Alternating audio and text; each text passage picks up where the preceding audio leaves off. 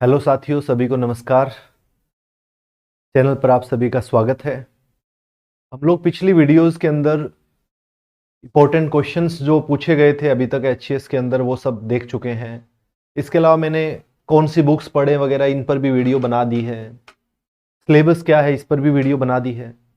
बहुत सारी वीडियोस हम लोग बात कर चुके हैं वीडियो के माध्यम से कि किस प्रकार से आप लोगों को पढ़ने की रणनीति होनी चाहिए, इस तरह की सारी चीज़ों पर कितने घंटे किस प्रकार से क्या पढ़ें, हर चीज़ हम लोग लगभग कर चुके हैं। लेकिन टॉपिक्स जो है पर्टिकुलर सब्जेक्ट में से क्या होनी चाहिए पढ़ने की रणनीति, उसमें वो थोड़ा सा हम लोग और देख रहे हैं वीडियोस के माध्यम से। तो आज हम लोग बात करेंगे इसी कड़ी में कि जियोग्राफी में कौन से टॉपिक्स आपको प्रायोरिटी से पढ़ने चाहिए और क्या सीक्वेंस क्या होना चाहिए, इस पर हम लोग बात करेंगे। तो अगेन हर तरह के बच्चे हैं, यानी कोई पहले से पढ़ चुका है, कोई नहीं पढ़ा है, फ्रेशर है। बहुत सारे बच्चों को डाउट है कि सर मेरा पहले बिल्कुल भी नहीं पढ़ा हुआ है, मैं पहली बार तैयारी करना चाहता हूँ सिविल सर्विसेज के लिए, पर्टिकुलर एचसीएस के लिए, तो क्या हो सकता है? तो बिल्कुल हो सकता है भाई, अगर जुनूनियत से करोगे तो सब चीज़ें संभव है, दिक्कत नहीं है। बट वही है, फिर तुम्हारा एटीट्यूड क्या रहता है उस तैयारी को लेकर, किस प्रकार से आप जो है ना अपने टाइम मैनेज करते हैं, किस प्रकार के सोर्सेज को उठाते हैं, वो सारी चीज़ें मैटर करती है कहीं ना कहीं, इसमें भी कोई संदेह नहीं है। ठीक है ना? पहले से आप कितना जानते हैं चीज़ों की, कितनी जागरूकता के साथ अभी तक आप भारत के नागरिक बने रहे हैं, इस पर भी डिपेंड करेगा ना। तो बहुत सारे फैक्टर्स है मेरे ख्याल से। तो इसलिए जो है ना, एक बार में सीधा ये कहना कि हो जाएगा तुम्हारा, तुम करो तैयारी, बिल्कुल भी नहीं हो सकता तुम्हारा, तुम तैयारी मत करो, ये दोनों ही स्टेटमेंट मेरे ख्याल से बहुत गलत होगी। तो इसलिए जो है, अगर आपने मन बनाया है तो अच्छे से दृढ़ संकल्प लो फिर, कि मन बना लिया है तो फिर करना ही करना है। जो होगा देखा जाएगा। बहुत ढंग से करोगे तो होने के चांसेस ज्यादा है, ना होने के चांसेस तो बहुत कम है। ठीक है, तो शुरू करते हैं हम लोग ज्योग्राफी के अंदर। राइट, तो ज्योग्राफी के अंदर क्या टॉपिक्स होने चाहिए? देखिए, अगर मेरे को ज्योग्राफी पढ़ाना है मान लीजिएगा, तो मेरा सीक्वेंस ये होना चाहिए, मुझे ऐसा लगता है कि ज्योग्राफी पढ़ते टाइम और पढ़ाते टाइम जो है एटलीस्ट ये सीक्वेंस जो है फॉलो करना चाहिए, जिसमें टॉपिक्स को आप कॉम्प्रिहेंसिवली कवर कर सकते हैं। ठीक है, तो सबसे पहले जो है, किसी भी बच्चे को ज्योग्राफी पढ़ने लगे तो लेटीट्यूड लॉन्गिट्यूड क्या है ये पता होना ही होना चाहिए। बेसिक बात है एकदम। लेटीट्यूड लॉन्गिट्यूड जब पढ़ेगा तो टाइप्स ऑफ जो आपके लेटीट्यूड पढ़ते टाइम जो है ना, कितने लेटीट्यूड्स है, कहाँ कहाँ से है, कौन से इंपॉर्टेंट है, इस प्रकार से लॉन्गिट्यूड पढ़ते टाइम भी वही सेम चीजें पता होनी चाहिए आपको, कितने टोटल लॉन्गिट्यूड्स है। इसके बाद जीएमटी क्या है, ग्रीनविच मीन टाइम के बारे में आपको पता होना चाहिए, जीएमटी क्या है। इसके बाद इंटरनेशनल डेट लाइन जो है वो आपको पता होना चाहिए, इंटरनेशनल डेट लाइन जो है वो कहाँ से गुजरती है, 180 डिग्री के पैरेलल लाइन है या 180 डिग्री वाली कोई बोलते हैं। तो ये मतलब ढंग से पता होना चाहिए आपको जब आप लोग लेटीट्यूड लॉन्गिट्यूड पढ़ते हो। तो बेसिक एकदम यही पढ़ना है उस टाइम पर। फिर जो है ना, इंडिया की लेटीट्यूड लॉन्गिट्यूड लोकेशन वर्ल्ड में क्या है ये आपको पता होना चाहिए। तो वही चीज जो है, इंडिया का लोकेशन जब आप निकालोगे तो आपको पता होना चाहिए कि विश्व मानचित्र अगर वर्ल्ड मैप देखते हैं तो उसमें भारत की लोकेशन कहां पर है, तो ये आपको ढंग से पता होना चाहिए। तो इंडिया का लोकेशन पता होना चाहिए। देन जो है, इंडिया की बाउंड्री किन किन के साथ टच करती है ये आपको ठीक ठाक पता होना चाहिए। नेबर कंट्री कौन कौन से के साथ बाउंड्री, सबसे ज्यादा लंबी बाउंड्री किसके साथ है, सबसे छोटी। ऐसा नहीं है कि यहां से डायरेक्ट क्वेश्चन आएंगे, लेकिन तैयारी करते टाइम ऐसा नहीं हो सकता ना कोई बच्चा सिर्फ मैं तो वही टॉपिक पढ़ूंगा। अंडरस्टैंडिंग बेस्ड क्वेश्चन आते हैं भाई साहब, तो उसमें एक सीक्वेंस फॉलो करना जरूरी है। राइट, आप ऐसा नहीं कर सकते कि ना सर टॉपिक बताओ, सिर्फ 4 टॉपिक बता दूं इसी इसमें से आएगा, ऐसा थोड़ी ना हो सकता है ना। एक फ्लो तो बनाना पड़ेगा आपको। ऐसा नहीं हो सकता कि मैं आपको 4 टॉपिक बताऊं और उनमें से आप पढ़ लिए, बात खत्म होगी। एक फ्लो के साथ काम करना पड़ेगा। उसी तरह से बुक्स का भी मैं बताऊंगा कि बुक्स पहले कौन सी पढ़ो, फिर कौन सी पढ़ो, फिर कौन सी पढ़ो। ठीक है ना, लास्ट तक हम लोग सारे डिस्कस खत्म कर लेंगे इसके बारे में, ज्योग्राफी के बारे में। ठीक है, सो बाउंड्री किसके साथ, कौन से नेबर कंट्रीज कौन सी है भारत की, ये सब पता होना चाहिए आपको। ठीक है, किसके साथ कितनी टच होती है। इसके अलावा स्टेट्स का भी सेम, जैसे कि कौन कौन से स्टेट्स को कितने कंट्रीज का बॉर्डर टच करता है ये आपको पता होना चाहिए। 4 ऐसे स्टेट्स जिनको जो है ना बॉर्डर टच करता है, कोई ऐसा देश जिसके साथ भारत के 3 जो है राज्य टच करते हैं। तो इस प्रकार से ढंग से आपको देखना है मैप को। और एटलस जो है ज्योग्राफी के अंदर की है, एटलस के बिना आप काम नहीं करेंगे। एटलस आपके पास होना बहुत जरूरी है। एटलस जो मैप की एक बुक आती है, दैट इज द एटलस। और एटलस आप चाहे तो स्टूडेंट एटलस आता है इसका,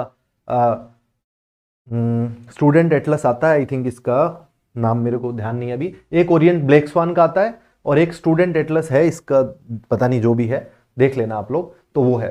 तो इन दोनों में से कोई सा भी ले लेना। ठीक है ना, तो ओरिएंट ब्लैक स्वान भी अच्छा है और स्टूडेंट एटलस जो है वो भी अच्छा है। ठीक है, तो दोनों में से कोई सा भी ले लो। नाम अभी स्किप हो रखा है मेरे माइंड से, तो देख लेना।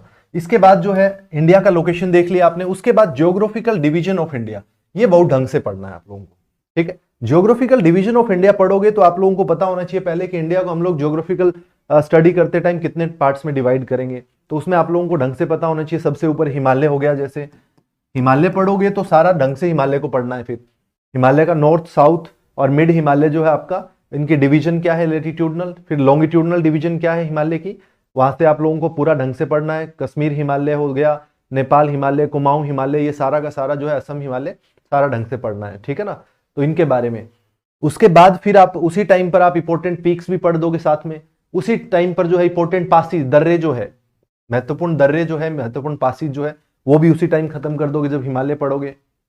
इसके अलावा हिमालयन क्षेत्र के अंदर अगर कुछ और भी इंपॉर्टेंट चीज आपको लगती है तो वो साथ की साथ सारी की सारी हो जाएगी, ठीक है। इसके बाद फिर आपका ग्रेट नॉर्थ इंडियन प्लेन आ गया। ग्रेट नॉर्थ इंडियन प्लेन पढ़ोगे तो उसके अंदर सोयल वगैरह के साथ सारी चीजें आ गई आपकी। ग्रेट नॉर्थ इंडियन प्लेन का भी डिवीजन होगा फिर आपका वेस्ट टू ईस्ट, जैसे कि राजस्थान वाले एरिया से लग के आपको अगेन जो है असम प्लेन्स तक जाना पड़ेगा, है ना। तो वो पूरा का पूरा जो है आपका फिर से डिवीजन आपको पढ़ना पड़ेगा, ठीक है। उसमें आपका उत्तर प्रदेश वाला ये गंगेटिक प्लेन हो गया, गंगा का मैदान हो गया। तो इस तरह से जो ना पूरा का पूरा आपको प्लेन पढ़ते टाइम पर ढंग से पढ़ोगे तो बहुत सारी चीजें साथ साथ में पता लग जाएगी, ठीक है। उसके बाद फिर आप लोग पेनिनसुलर प्लेट्यू पढ़ोगे। जब आप पेनिनसुलर प्लेट्यू पढ़ रहे होंगे तो पेनिनसुलर प्लेट्यू किस लिए जाना जाता है? मिनरल्स के लिए। तो क्यों ना आप मिनरल्स पढ़ रहे होंगे, उस टाइम आप लोगों ने अरावली क्यों नहीं पढ़ा ढंग से? ऐसा कैसे हो सकता है? अरावली उसी टाइम पढ़ोगे आप ढंग से। छोटा नागपुर प्लेट्यू रीजन जो है वो ढंग से पढ़ोगे, उसके अंदर कौन कौन से मिनरल है। जब अरावली पढ़ा बच्चे ने और वहां पढ़ा कि कॉपर है, तो कॉपर है तो खेतड़ी को कैसे भूल सकता है? Khetri is very famous for copper, right. तो खेतड़ी को भारत का कॉपर कैपिटल भी कहा जाता था। फिर मध्य प्रदेश में कॉपर है, तो वो जो है ना तांबा वहां पर है, तो मध्य प्रदेश में भी है। तो ये ढंग से आपको पता होना। छोटा नागपुर प्लेट्यू रीजन जब पढ़ोगे तो कोयला, आयरन, वहां पर क्या क्या मिल रहा है? मैग्नीज मिल रहा है, और उसके अलावा जो आपका वहां पर जो भी मिनरल्स है इंपॉर्टेंट, वो आपको पता होना चाहिए, राइट। तो उसी टाइम पे साथ साथ करना है। यूरेनियम कहां मिल रहा है उसी टाइम पर पढ़ लेना है। तो सभी मेजर मिनरल्स और उसमें कौन सा स्टेट आ गया उसी टाइम सेम टाइम पे मिल जाएगा आपको। तो कंटेंट सेम टाइम पे आप लोग पढ़ देंगे। मेघालय प्लेट्यू पढ़ोगे तो उस टाइम पर आप लोग क्यों ना जो है ना मेघालय रीजन के बारे में जब पढ़ रहे होगे तो क्यों ना आप गारो, खासी, जयंतिया को ढंग से पढ़ोगे। क्यों ना पता हो आपको कि खासी हिल्स जो है उसमें मैक्सिमम रेनफॉल होती है। गारो और जयंतिया के बीच में जो खासी पहाड़ियां हैं, खासी की पहाड़ियां, उनमें मैक्सिमम रेनफॉल होती है। वहीं पर आपका चेरापूंजी है, वहीं पर आपका मोहसिन राम है। क्यों नहीं पता हो आपको उस टाइम पर? तो अप्रोच पढ़ते टाइम पर जो है ना ऐसे होलिस्टिक होनी चाहिए, जो कि आपको ढंग से होना चाहिए। उसके बाद आप कोस्टल प्लेन्स पढ़ोगे।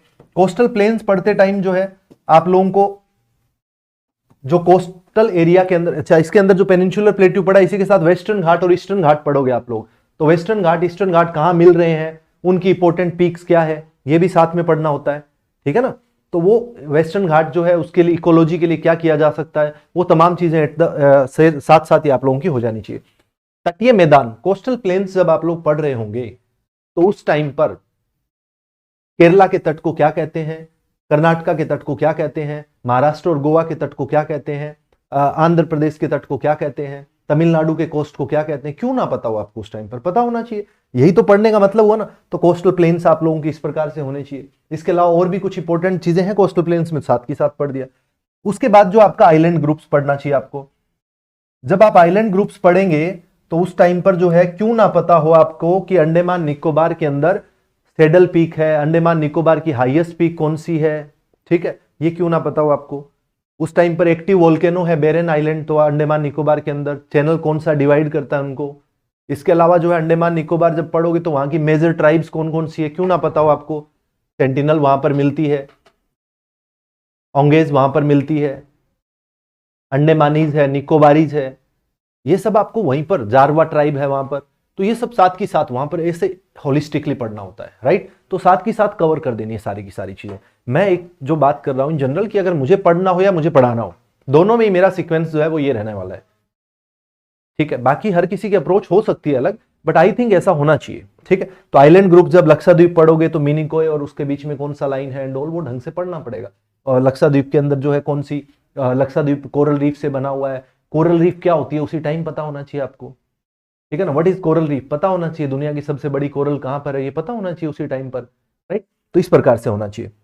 उसके बाद नेक्स्ट टॉपिक आपका मेजर क्रॉप्स ऑफ इंडिया। जैसे ही आप लोगों ने ये सारी चीजें पढ़ी, ये टाइम कंज्यूमिंग है लेकिन ढंग से पढ़ने की चीज है। ये टाइम कंज्यूमिंग है बट ढंग से पढ़ने की चीज है, ठीक है ना। इसके बाद आपने मेजर क्रॉप्स पढ़ी, तो मेजर क्रॉप्स जब पढ़ोगे आप लोग, अच्छा वो एटलस की जो मैं बात कर रहा था दैट वाज ऑक्सफोर्ड, जो एटलस की मैं यहां पर बात कर रहा था आपके पास, आपके साथ कि आपको एटलस साथ में रखना चाहिए, तो ऑक्सफोर्ड का एटलस जो है, इसके अलावा जो है Orient black swan, Orient black swan, इनमें से कोई सा भी एक ले लो। इसका ऑक्सफोर्ड का स्टूडेंट एटलस आता है, ठीक है, रेड से कलर का है ऊपर से, तो कोई सा भी एक हो जाए आपके पास, दोनों में से चलेगा, ठीक है ना। तो ये देख लेना है। उसके बाद देखो मेजर क्रॉप्स, जब मेजर क्रॉप्स पढ़ोगे तो आप लोगों को जैसे कि क्रॉपिंग पैटर्न है इंडिया का थोड़ा सा आइडिया होना चाहिए, रिले क्रॉपिंग क्या है ये थोड़ा आइडिया होना चाहिए, स्ट्रिप क्या है ये पता होना चाहिए। उसी टाइम पर जो है आपको मेजर क्रॉप्स के अंदर जैसे कि राइस है, व्हीट है, खरीफ, रबी, ये सब ढंग से पता होना चाहिए। राइस के अंदर जो इंडिया का कौन सा स्थान है ये पता होना चाहिए, कौन से मेजर रीजन है जहां पर राइस उगाया जाता है ये पता होना चाहिए। हो सके तो टेम्परेचर क्या कुछ चाहिए, रेनफॉल क्या कुछ चाहिए, ये भी थोड़ा सा आइडिया हो जाए तो और बेहतर है, ठीक है। उसी प्रकार जब आप व्हीट पढ़ोगे तो वो भी चीज साथ में पढ़ सकते हो। इसके सिर्फ मेजर क्रॉप्स की बात कर रहा हूँ, कॉटन हो गया, राइस हो गया, व्हीट हो गया, तो 5-6-7 क्रॉप्स है मेजर जिनके बारे में आपको ढंग से पता होना चाहिए, कौन से रीजन में है ये पता होना चाहिए, ठीक है ना। तो जैसे डेक्कन पढ़ा आप लोगों ने, पेनिनसुलर प्लेट्यू पढ़ा, तो आपको पता लग रहा है कॉटन जो है वो डेक्कन प्लेट्यू में होगी, तो आप क्लियरली आपका आइडिया रख सकते हैं कि कॉटन जो है वो उस रीजन के अंदर मैक्सिमम होगी, है ना। तो उसी प्रकार से फिर मेजर क्रॉप्स पढ़ना बहुत आसान हो जाएगा। तो मेजर क्रॉप्स में जो है 5-6 मेजर क्रॉप्स आपकी, जो कि बहुत ढंग से आप लोगों को तैयार करनी चाहिए, ठीक है। इसके अलावा टी कॉफी का थोड़ा सा और आइडिया रख लेना है, इसी के अंदर वो साथ में आना चाहिए। उसके बाद आता है types of soil. Types of soil की जब बात करते हैं तो सोयल फॉर्मेशन भी साथ में आता है इसके अंदर, सोयल प्रोफाइल भी साथ में आता है, फिर जो है टाइप्स ऑफ सोयल भी आ जाएगा। सोयल की स्टडी को क्या कहते हैं, इंडिया के अंदर कौन कौन से टाइप्स की सोयल मिलती है, मैक्सिमम कौन सी मिलती है, कौन से वाली किस क्षेत्र में मिलती है, ये 7 की 7 कवर करने वाला है, ठीक है ना। जब ग्रेट नॉर्थ इंडियन प्लेन पढ़ा था तो पढ़ा था एल्यूवियम सोयल, जलोढ़ मिट्टी वहां पर पाई जाती है, सर्वाधिक एरिया में वही पाई जाती है। कोस्टल एरिया में कौन सी मिलेगी, हिली एरिया में कौन सी मिलेगी। तो इस प्रकार से ना उसी टाइम पर थोड़ा थोड़ा जो है ना टाइप्स ऑफ सोयल को अलग से जब पढ़ोगे तो दिक्कत ही नहीं आएगी, थोड़ा आइडिया हो जाएगा। अब डेजर्ट है राजस्थान के अंदर, तो डेजर्टिक सोयल किधर मिलेगी, राजस्थान वाले रीजन में मिलेगी, और कहां मिलेगी, ठीक है ना। तो इस प्रकार से होना चाहिए। उसके बाद natural vegetation. Natural vegetation again आपको जब टाइप्स ऑफ सोयल पढ़ लोगे आप और ये ऊपर वाली सारी चीजें पढ़ लोगे तो टाइप्स ऑफ वेजिटेशन आप इजीली निकाल पाओगे, दिक्कत नहीं आएगी, है ना। क्योंकि जहां पर बहुत ज्यादा रेनफॉल हो रही है, ऐसा कुछ रीजन है, तो उसके अकॉर्डिंग जो है एवरग्रीन फॉरेस्ट मिल जाएगा आपको। जहां पर कम रेनफॉल है, जैसे राजस्थान वाला एरिया है, तो वहां पर कैसे हो सकता है एवरग्रीन फॉरेस्ट, सिंपल सी चीज है। तो रेनफॉल कम होता जाएगा, उसी के अकॉर्डिंग जो आपका डेसिडुअस फॉरेस्ट, मॉइस्ट डेसिडुअस और ड्राई डेसिडुअस, जहां कम रेनफॉल होगा वहां पर जो आपका ड्राई डेसिडुअस मिल जाएगा, जहां पर ज्यादा रेनफॉल है वहां पर मॉइस्ट डेसिडुअस फॉरेस्ट मिल जाएगा। यानी आपके पर्णपाती वन जो होते हैं, डेसिडुअस फॉरेस्ट कौन सा होता है, जो जिनके पत्ते गिरते हैं सीजन के अनुसार, तो पर्णपाती वन भी बोलते हैं, तो वो वाले आपके, ठीक है। तो उसी प्रकार इसी टाइम पर आप लोग नेचुरल वेजिटेशन पढ़ रहे हैं तो उस टाइम पर मैंग्रोव भी पढ़ोगे आप साथ में ही, क्यों ना पढ़ोगे आप लोग मैंग्रोव। मैंग्रोव किधर मैक्सिमम है ये पता होना चाहिए उसी टाइम पर। जब मैंग्रोव पढ़ा है तो उस टाइम पर आप लोग साथ में फॉरेस्ट रिपोर्ट अगर आपके पास अवेलेबल हो तो और बढ़िया है, नहीं तो ज्यादा टेंशन नहीं लेना है। हालांकि लास्ट में इन सब चीजों को मैं सॉर्ट भी कर दूंगा, टेंशन में भी नहीं आना है कि इतना सब कैसे करेंगे, ऐसा करके चिंता नहीं कर लेनी है बहुत ज्यादा, ठीक है, कि हार्ट अटैक आ गया दिक्कत हो जाएगा, ठीक है। सो मैंग्रोव जो है, मैंग्रोव जब पढ़ा, मैं कह रहा हूं कि एक फ्लो क्या होना चाहिए। मैंग्रोव जब पढ़ रहे हो तो उस टाइम पर फॉरेस्ट रिपोर्ट भी अवेलेबल है आपके पास, तो वो भी देख दो साथ में, कौन फॉरेस्ट रिपोर्ट निकालता है, कितने साल में एक बार आती है। इसके अलावा मैक्सिमम फॉरेस्ट कौन से स्टेट में है, थोड़ा आइडिया आ जाएगा। जब मैक्सिमम फॉरेस्ट कवर का आपको पता लग गया, आपके स्टेट का भी फॉरेस्ट कवर उसी टाइम देख लो कौन से नंबर पे आता है ना, तो वो होलिस्टिकली टॉपिक कवर हो गया। तो इस तरह से करना चाहिए। उसके बाद फिर मेरे हिसाब से आना चाहिए drainage system of India. Bharat का जो ड्रेनेज सिस्टम है इसको मैं अब लेके आया हूं, ड्रेनेज सिस्टम। ड्रेनेज सिस्टम में क्या है, रिवर्स हो गई आपकी नदियां। रिवर्स पढ़ रहे हो तो रिवर्स डायग्रामेटिकली पढ़ो ना। जब गंगा आपकी निकल रही है, आपको पता है कि यहां ऊपर से जो है 2 नदियां मिलती है यहां पर, एक का नाम है अलकनंदा और एक का नाम है भागीरथी, और वो मिलकर बनाती है आपकी गंगा। और गंगा फिर पहली बार मैदानी भाग में हरिद्वार में प्रवेश करती है, उसके बाद जाके आगे इस प्रकार से जाती है वो। तो ये आपको आइडिया, फिर आपको उसी टाइम जो है ना यहाँ पर जो अदर रिवर्स जो गंगा के अंदर मिल रही है, तो left bank right bank tributary साथ की साथ कर दो फटाफट से, दिक्कत कहां है। तो मैप से होना चाहिए पूरा ड्रेनेज सिस्टम। और रिवर्स जब पढ़ रहे हो तो उसी टाइम पर उनके ऊपर कोई इंपॉर्टेंट डैम है उसी को भी लिख दो, कोई नदी पढ़ रहे हो भाई, उस टाइम पर उनके ऊपर जो डैम है उसको भी लिख दो ना। तो इंपॉर्टेंट डैम्स जो है, सारे डैम्स नहीं याद करने होते, लेकिन इंपॉर्टेंट डैम्स जो है उसी टाइम कर लोगे तो ज्यादा बेहतर है, एक नदी के साथ में, तो एक याद रहेगा, मैप व्यू से याद रहेगा, ठीक है ना। तो उसका बहुत फर्क पड़ता है। तो रिवर्स और डैम्स ये साथ साथ करने वाली चीज है, ठीक है। रिवर्स एंड डैम्स एक साथ करने की चीज है। तो ड्रेनेज सिस्टम, ड्रेनेज पैटर्न, ये सारी चीजें इस प्रकार से कर लेनी है। उसके बाद फिर आपका क्लाइमेटोलॉजी आ जाना चाहिए। जब क्लाइमेटोलॉजी पढ़ोगे तो एटमॉस्फेयर का लेयर क्या, पहले तो यही पता होना चाहिए क्लाइमेट और वेदर में क्या फर्क है। वेदर यानी मौसम और क्लाइमेट यानी जलवायु, इन दोनों के बीच में डिफरेंस क्या है। वेदर कब कहेंगे और क्लाइमेट कब कहेंगे। कितना साल का जो है किसी भी एरिया का एवरेज होता है वेदर का, जिसको हम लोग क्लाइमेट कहते हैं, 30+ ईयर्स का होता है। तो बच्चा सोचता है एक साल में पता लग जाएगा, लेकिन ढंग से पढ़ेगा तो उस दिन समझ में आ जाएगा। तो क्लाइमेटोलॉजी पढ़ते टाइम वेदर एंड क्लाइमेट का डिफरेंस आपको पता होना चाहिए। लेयर्स ऑफ एटमॉस्फेयर पता होना चाहिए। जब एटमॉस्फेयर पढ़ रहे हो तो उसी टाइम गैसेस कौन कौन सी एटमॉस्फेयर में सबसे ज्यादा कौन सी है। बहुत सारे बच्चों को मैं देखता हूं कि जब हम बोलते हैं कि पहले नंबर पे सबसे ज्यादा गैस कौन सी है, तो बोलेगा नाइट्रोजन, दूसरे नंबर पे ऑक्सीजन, तीसरे नंबर पे क्या है, दिक्कत है, आर्गन कोई नहीं बोल रहा है, CO2 बोल रहा है सीधा, चौथे नंबर पे आर्गन को लेके जा रहा है। तो ये सीक्वेंस जो है थोड़ा आपको भाई पता होना चाहिए कि कौन सा नंबर जो है किस प्रकार से गैसेस का है, ढंग से पढ़ना होता है, वाटर वेपर वगैरह कितना है, तो वो सारा आइडिया होना चाहिए, ठीक है ना। तो क्लाइमेटोलॉजी पढ़ते टाइम ये सब पढ़ना है, ठीक। उसके बाद इंसोलेशन है। इंसोलेशन समझते हो, सूर्य का जो आ रहा है आपका गर्मी, वो इंसोलेशन है। तो सूर्य ऊर्जा जो आ रही है that is the insolation. Insolation को कौन कौन से फैक्टर्स प्रभावित कर रहे हैं, कौन कौन से फैक्टर्स इफेक्ट करते हैं इंसोलेशन को, ये पता होना चाहिए आपको उसी टाइम पर। उसके बाद जो है तुरंत आपको उसी टाइम हीट बजट समझने में दिक्कत नहीं होगा कि कितना हीट जो है सन से आता है, कितना हम लोग किस किस फॉर्म में वापिस करती है। क्योंकि अर्थ आपको पता है ना, अर्थ जो है पूरा का पूरा हीट सन से लेती है, जो एनर्जी ले रही है वो पूरी की पूरी वापिस ट्रांसफर कर दे रही है, अपने पास कुछ नहीं रख रही है, जीरो कर रही है, ठीक है। तो वो आपको आइडिया होना चाहिए कि कितना आ रहा है, कहां कहां ट्रैप हो रहा है। तो हीट बजट उसको बोलते हैं, हीट बजट, ठीक है। उष्मा बजट जो है वो चीज है।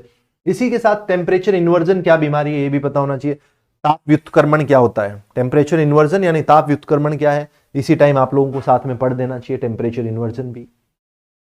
उसके बाद फिर प्रेशर बेल्ट क्या है, प्रेशर बेल्ट को ढंग से पढ़ा होना चाहिए, विंड सिस्टम को ढंग से पढ़ा होना चाहिए। तो प्रेशर बेल्ट, विंड सिस्टम, ये आपको ठीक ठाक पता होना चाहिए, ठीक ठाक रूप से आप लोगों ने पढ़ा होना चाहिए pressure belt and wind system को।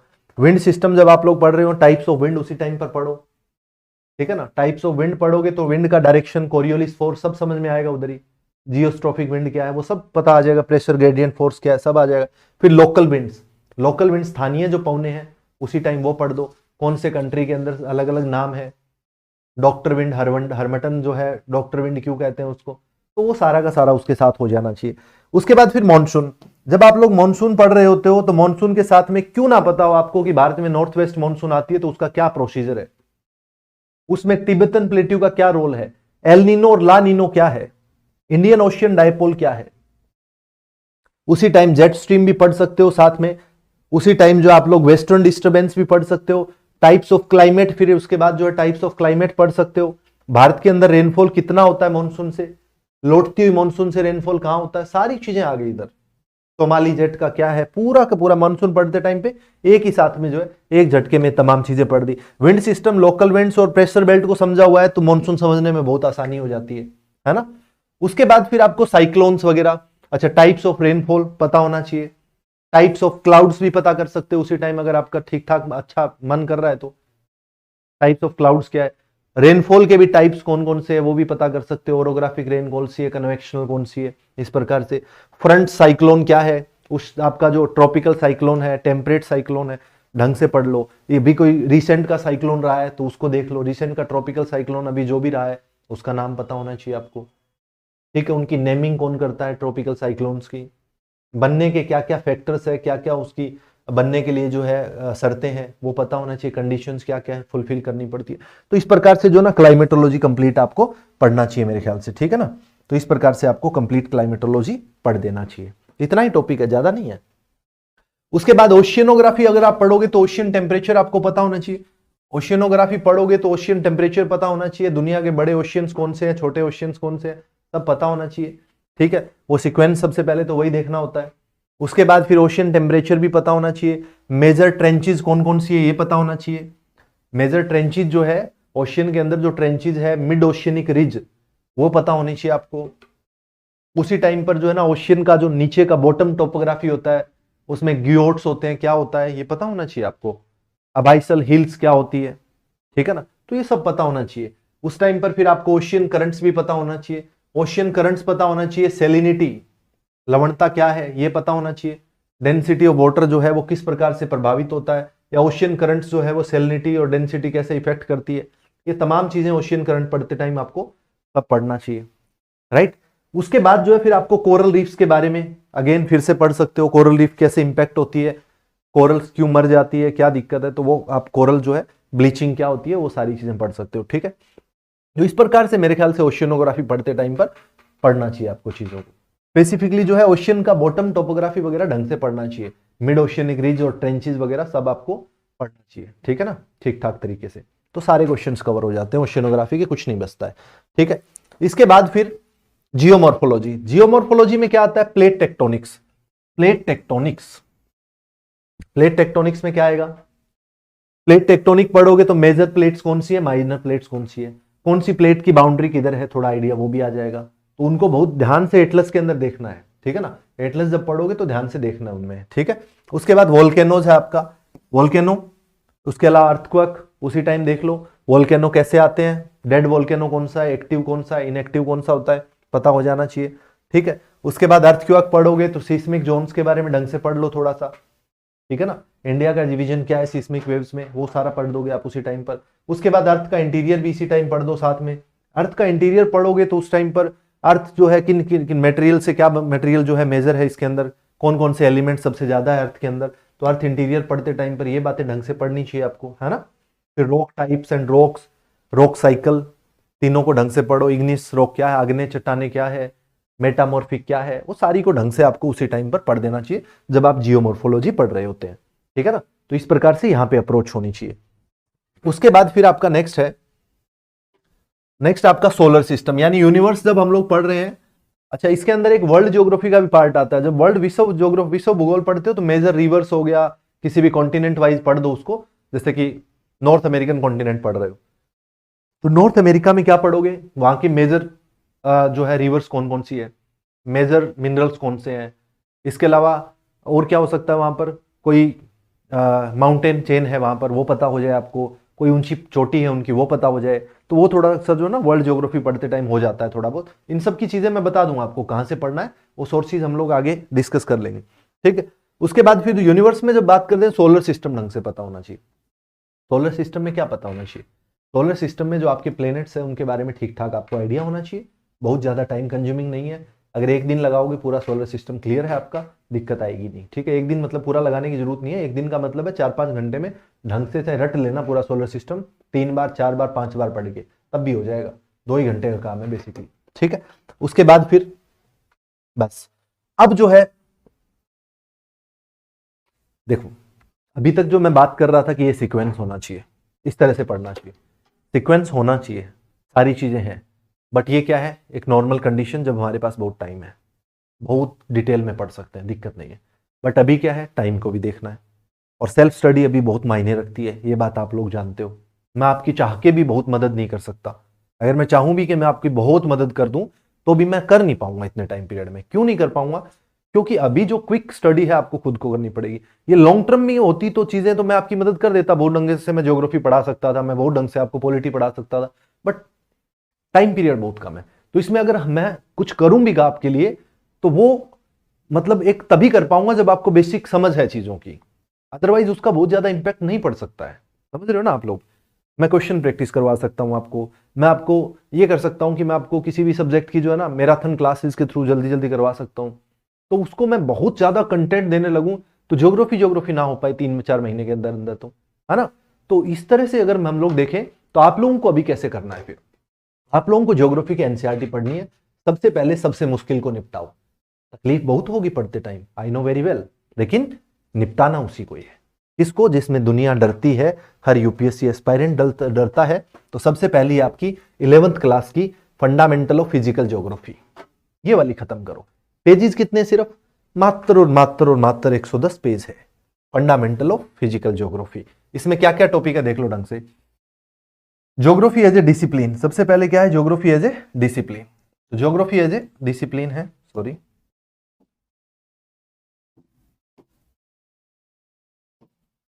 तो ज्योग्राफी एज ए डिसिप्लिन है आपका सबसे पहले।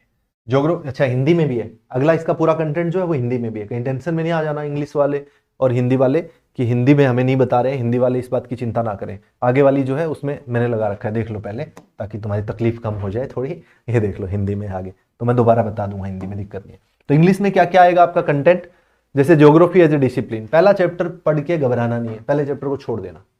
ज्योग्राफी एज ए डिसिप्लिन एक बार छोड़ देना, नहीं पढ़ना है, क्योंकि पहला ही चैप्टर पढ़ते ही तुम लोग तकलीफ में आ रहे हो, क्या लिखा हुआ है समझ नहीं आ रहा है कुछ, चिंता नहीं करनी है, छोड़ दो पहले को, इससे शुरू करो, सेकंड चैप्टर से शुरू करो, यहां से इनिशिएट करो इसको, ठीक है ना, शुरुआत यहां से करो, इसकी स्टार्टिंग जो है वो आप यहां से करो, ठीक है। The origin and evolution of earth यहां से पढ़ोगे, इसमें भी थोड़ी बहुत तकलीफ आएगी ओरिजिन एंड इवोल्यूशन पढ़ते टाइम पर, बट घबराना नहीं है, पढ़ते जाओ इसको ठीक ठाक, जहां इंपॉर्टेंट लगे उसको देख लेना है। इंटीरियर ऑफ अर्थ है, फिर पृथ्वी की आंतरिक संरचना के बारे में पता होना ही चाहिए ठीक ठाक ढंग से। Distribution of ocean and continents, किस प्रकार से कहां पर ओशियंस है कॉन्टिनेंट्स है पता होना चाहिए, बेसिक इंट्रोडक्शन है, कोई दिक्कत नहीं है। उसके बाद लैंड फॉर्म्स आ जाएगा, लैंड फॉर्म्स में जियोमॉर्फिक प्रोसेस आ जाएगा, land forms and their evolution आ जाएगा। उसके बाद क्लाइमेट आ गया, क्लाइमेट में climate composition, structure of atmosphere है, solar radiation, heat balance and temperature आ गया, एटमॉस्फेरिक सर्कुलेशन, जो मैं क्लाइमेटोलॉजी में बता रहा था ऑलमोस्ट चीजें यहाँ पे आपको मिल ही जाएगी, दिक्कत है ही नहीं कहीं। फिर ओशियनोग्राफी में अगेन सेम ऑलमोस्ट चीजें यहां पर भी आपको मिल जाएगी, movement of ocean, water, water ocean सब मिल जाएगा। फिर life of the earth, biodiversity and conservation, एक दो क्वेश्चन एनवायरमेंट एंड इकोलॉजी का भी यहां से उलझ जाएगा आपका। तो ये जो है आपके 14 चैप्टर है, लेकिन 110 पेजेस है, पेजेस बहुत ज्यादा नहीं है, लेकिन तकलीफ बहुत देती है एनसीईआरटी पढ़ते टाइम, बट आपको पढ़नी है, बस एक चैलेंज लेना है कि पढ़नी है, कैसे नहीं होगा हमसे, पढ़ेंगे हम, ठीक है। नेक्स्ट इसका हिंदी में कंटेंट है सेम, पहला चैप्टर ये है, भूगोल एक विषय के रूप में मत पढ़ना एक बार, बाद में लास्ट में देखना, पृथ्वी की उत्पत्ति एवं विकास, पृथ्वी की आंतरिक संरचना, महासागरों और महाद्वीपों का उदित्रण, भू आकृतिक प्रक्रियाएं क्या है, ये तमाम चीजें जो है, जलवायु आ जाएगा, फिर जल, फिर पृथ्वी व जीवन, अगेन सेम पेजेस है, 110 से 115 पेजेस वही है यहाँ पर है, ठीक। नेक्स्ट आपका है दूसरी, उसके बाद ये वाली आसान है, ठीक है ना, इंडिया का फिजिकल एनवायरनमेंट जो है, ये वाली एनसीईआरटी आसान है, इजी है। तो आप पहले, अगर किसी को बहुत ज्यादा डर लगता है ज्योग्राफी से, तो पहले इसको पढ़ लेना, तकलीफ कम होगी थोड़ी, आसान भी लगेगा, ऐसा भी लगेगा कि एक एनसीईआरटी तो पढ़ चुका हूं मैं, है ना, ये वाली फीलिंग, जो बहुत ज्यादा डरता है वो, ठीक है ना, कि ज्योग्राफी कैसे होगा, उसको ये वाला जो होता है ना, उसको जो है ना पहले ये वाली पढ़ लेनी है।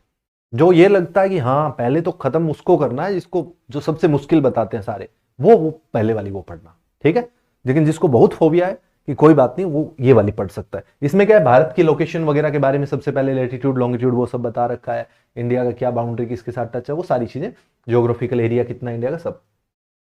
Structure and physiography, drainage system India का, क्लाइमेट के बारे में, नेचुरल वेजिटेशन, ये सारी बातें आ गई, ठीक है। फिर नेचुरल हैजार्ड्स एंड डिजास्टर, यहाँ पे सारी चीजें कवर करवा रखी है आपकी। नेचुरल हैजार्ड्स एंड डिजास्टर्स के अंदर अगर आप लोग देखोगे, अर्थक्वेक, वोल्केनो सब बता रखा है, सुनामी वगैरह सारी चीजें आ गई, लैंडस्लाइड वेंडस्लाइड सब आ गया इधर। उसके बाद फिर आपका भारत स्थिति, संरचना, अपवाह तंत्र, हिंदी में है सेम चीज।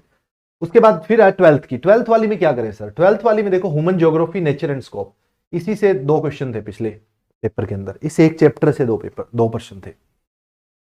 रेटजल ने क्या कहा है, इसके अलावा 2-3 एलन से सैंपल ने क्या कहा है, तो 2-3 ज्योग्राफर्स के बारे में पहले चैप्टर से था। इसके बाद की चीजों को छोड़ सकते हो, टेंशन लेने की जरूरत नहीं है। प्राइमरी सेकेंडरी जिसको बिल्कुल नहीं पता है वो पढ़ लेना, international trade, transport and communication में आपको वही है, पोर्ट्स वगैरह पढ़ने हैं, तो वो सारे के सारे यहाँ पे अगर आप पढ़ना चाहो तो पढ़ सकते हो, नहीं तो पहला चैप्टर पढ़ लेना, उसके बाद मोटी नजर मारना चाहो तो ठीक है, नहीं तो कोई चिंता की बात नहीं है, पूरी छोड़ सकते हो एनसीईआरटी। लेकिन जिसको इतना नहीं पता है प्राइमरी एक्टिविटीज क्या है, सेकेंडरी क्या है, टर्सरी क्वार्टनरी क्या है, ट्रांसपोर्ट एंड कम्युनिकेशन में क्या क्या चीजें हैं, तो वो जरूर पढ़ लेगा यहाँ से, ठीक है, अदरवाइज नहीं पढ़ने की आवश्यकता है। ये इसका हिंदी वर्जन है, ये हिंदी है, इसमें हिंदी में भी ये सेम चैप्टर्स है, ठीक है। +2 है ये, 12th क्लास, 12वीं, पीछे वाली भी 12वीं थी, 12वीं क्लास की है 12th, वो दोनों 11th की थी, ठीक है। उसके बाद फिर आपकी है population distribution, density, growth and composition, human settlement, land resources, agriculture, water resources, ये 12th की दूसरी एनसीईआरटी जो है वो ये है, इस तरह से दिखेगा आपको कंटेंट उसके अंदर। Transport and communication, international trade वगैरह, ये सारी की सारी इस प्रकार से। इसमें से बहुत क्वेश्चन नहीं बनने वाले हैं, लेकिन मिनरल एनर्जी रिसोर्सेज हो गया, जैसे इस तरह के में वाटर रिसोर्सेज हो गया, लैंड रिसोर्सेज एंड एग्रीकल्चर, इस तरह में से बन सकते हैं। तो ये वाला यूनिट जो है तीसरा आप थोड़ा सा देख लेना, ठीक है। इसके अलावा देखो, जिसके पास टाइम है, पहले पढ़ रखा है, वो 2-3 बार इसको रिवाइज जरूर करे, क्योंकि पता नहीं ह्यूमन सेटलमेंट से क्वेश्चन पूछ लेगा, क्या दिक्कत है उसको पूछने में, पूछ सकता है। तो 11th-12th की एनसीईआरटी तो पढ़नी है 4, और तो कुछ काम करना ही नहीं आपको ज्योग्राफी में, और एटलस साथ में रखने पड़ना है, उसी का हिंदी वर्जन है, सेम सारी चीजें, ठीक है। मेरे ख्याल से क्लियरली आपको समझ आ रही है बातें। तो यही मेरे को आपसे ज्योग्राफी में डिस्कस करना था, और ज्योग्राफी के यही टॉपिक्स जो आप इस प्रकार से पढ़िएगा। बाकी नेक्स्ट वीडियो में किसी और सब्जेक्ट के बारे में बात करेंगे। तब तक आप लोग जो है अपना पढ़ना शुरू करिए, क्योंकि मैं आप लोगों को बुक लिस्ट वगैरह सारी चीजें बता चुका हूं। इसका मतलब यही है कि आप लोगों ने अपनी तैयारी शुरू कर दी है। कहीं आप लोग किसी के भरोसे बैठे रहे कि नहीं फलाना बताएगा हमें, फलाना चीजें करवाएगा हमें, एक एक चीज करवाएगा तब रिवाइज हो जाएगा ना, तब से अपने आप तो चैलेंज लो, खुद से तो करो कुछ। जब करवाएगा कोई तब हो जाएगा, वो सब रिवीजन में आ जाएगा, क्या दिक्कत है। लेकिन जब फ्लो आपके सामने है तो वो तो करो ना, क्योंकि आप खुद से जब तक वो चीज नहीं लोगे ना अपने हाथ में, वो पूरा का पूरा चैलेंज नहीं स्वीकार कर लोगे, तब तक बाकी चीजें काम नहीं आएगी। ये बात ध्यान रखो, ठीक है। तो इसलिए किसी के भरोसे नहीं बैठना है, मैं ये बात कह रहा हूं आप लोगों को। आप लोग मेहनत करते रहिएगा, बाकी सारी चीजें एड ऑन होती रहेगी आपके साथ, ठीक है ना। जहां से जो मिल रहा है आपको वो ठीक है, अच्छी बात है, लेकिन ऑथेंटिसिटी चेक करके पढ़ना, ये बात का ध्यान रखना। कहीं भी पढ़ो आप, किसी भी चैनल से पढ़ो, किसी भी जगह से पढ़ो, ऑथेंटिसिटी कितनी है इस बात का ध्यान रखो। ऑथेंटिक सोर्स होना चाहिए, वैल्यूएबल सोर्स होना चाहिए, सिर्फ वीडियो, सब्सक्राइबर, उन चीजों पे फोकस नहीं होना चाहिए, ठीक है ना। तो वो बात ध्यान में रखनी है, ठीक है। इसी के साथ ये वीडियो यहीं पे समाप्त करते हैं, मिलते हैं नेक्स्ट वीडियो में। Thank you so much, bye bye.